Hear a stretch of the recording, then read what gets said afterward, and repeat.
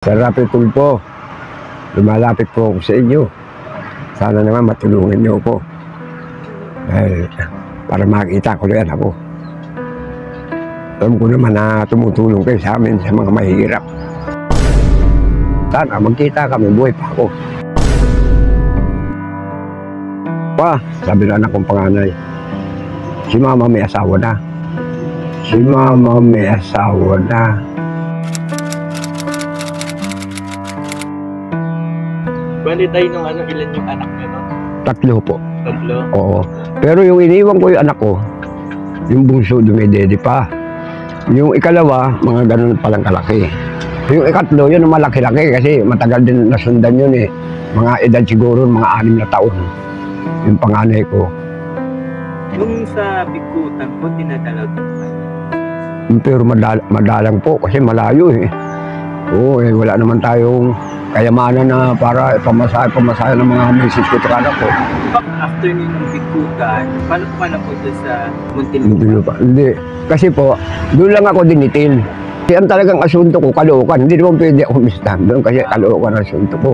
Ngayon, nung na-promulgation na ako sa Caloocan, ginawa ngayon ng pulis bumitan at saka yung mga hepe doon. Sabi niya, Dr. Villas, sir, bukas, babiyahe ka na ng Muntinlupa. Sabi niya, humingi ka na dyan ng mga baon mo sa mga kaibigan mo dyan, mga kosa mo. Yun, marami nagbigay-bigay, di nakaipon ako ng mga 3,000. Sabi niya, ako, paalam na sa inyo ha. Napag-alaman namin na 10 taon pa lang nakulong sa Munti si tatay bago siya dinala dito sa Iwahig. Magal po kayo sa Muntinlupa. Kasi po, nadala ako ng 1990. Dinala ako rito ng 2,000. 2,000.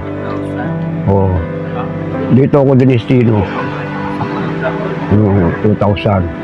Pagdating naman dito, naka 23 taon. Ilan taon po kayo nakulong tayo? Bali, 33 years. Tapos kay Cory Ramos, kay Estrada, katapos ito si Arroyo, katapos ito na, Duterte na, 5. Yung paglipat po sa inyo, nabigyan ng trato sa inyo. Oo. Bali po, respeto. Lahat yung... Oo, meron. Oo. Tsaka yung mga bilanggo dyan, hindi katulad ng dati na walang ano.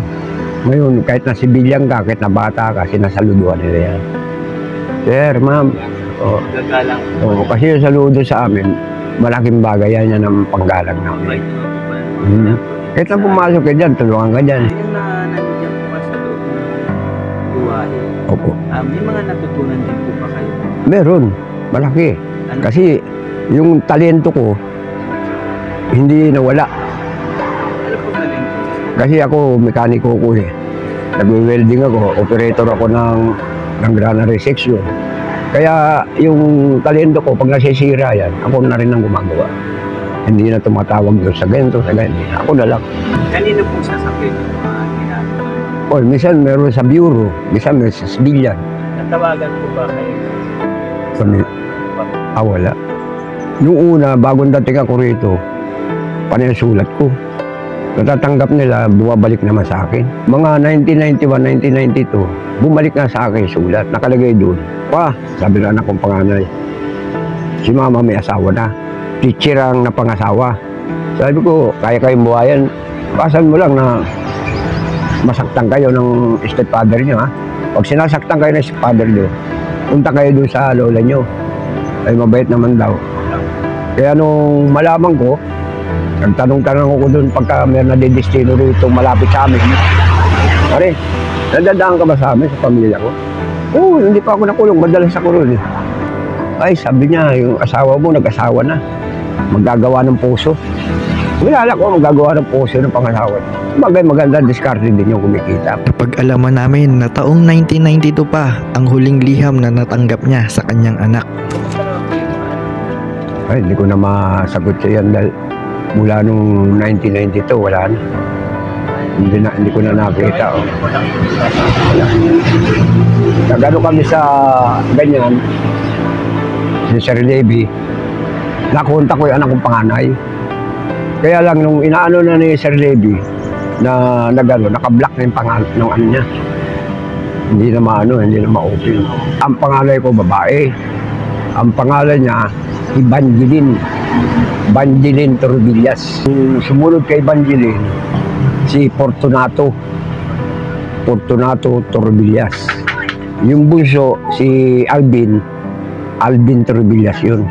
Kasi bago man ako nakulong, napabinyagan ko man muna yung mga anak ko. Dito ay hindi mapigilan ni tatay ang maluha kapag nababanggit ang kanyang mga anak. Sana magkita kami, buhay pa ako. Hingi ako ng tulong sa mga kapanood po nito. Kung mabigyan niyo po ako ng tulong, bala ko sana magbakasyon muna sa mga anak ko para magkita kami sa loob ng 31 years. Siyempre, sa Rapid Tulpo, lumalapit po ako sa inyo. Sana naman matulungan niyo ako. Para makita ko rin ako. Alam ko naman na tumutulong kayo sa amin sa mga mahihirap.